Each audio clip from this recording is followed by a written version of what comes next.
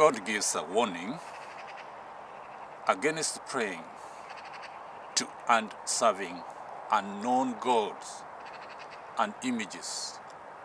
We read in the book of Isaiah 45 verse 20, "Assemble yourselves and come, draw near together, you who have escaped from the nations. They have no knowledge, who carry the wood of their carved image and pray to a God that cannot save." Every soul has been made and designed to have or pledge allegiance to God, his creator. A man's soul needs to have communion and fellowship with his creator. God gave man his word and commands that all men should obey and observe these instructions. Only in these commands can man find life. Man cannot live on bread alone, but by every word that proceeds out of the mouth of God.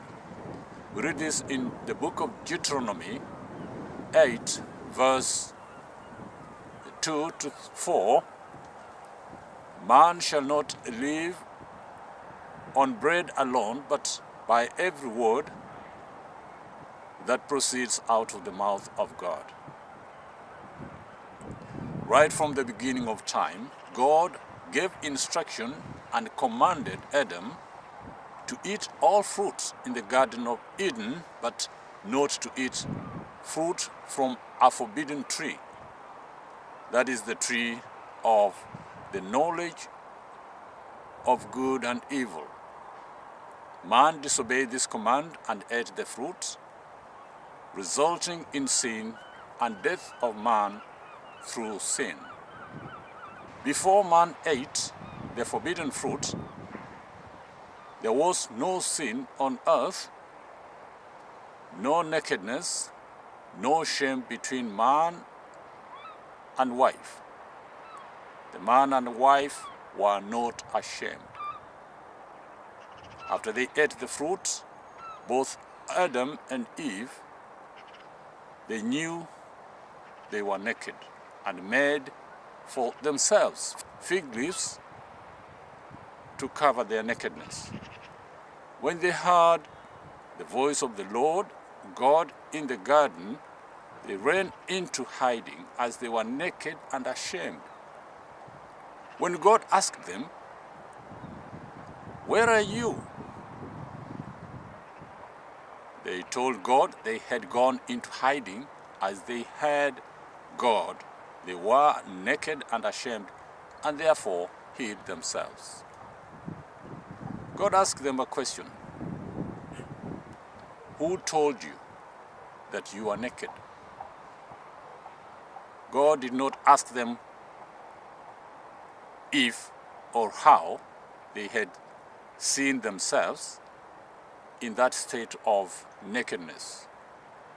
What he asked them, "Who told you?" which means that they were to be told and not to see for themselves being naked. God asks Adam and Eve, "Who told you?"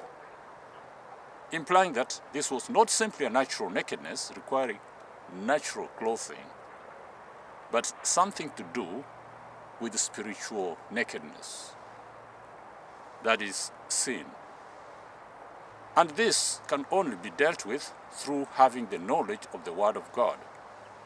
Adam and Eve knew they were naked.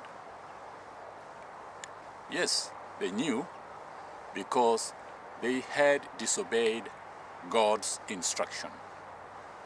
Their eyes became opened and they knew it was not good for them to be naked and therefore needed covering. Consequently, God killed an animal to provide a covering for Adam and Eve's natural nakedness.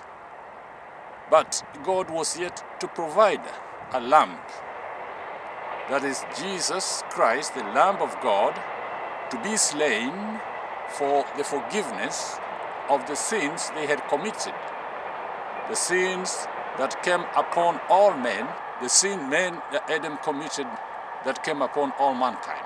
And Jesus, the Lamb of God that was to be slain for the forgiveness of the sins of mankind and to give them also the righteousness God wanted.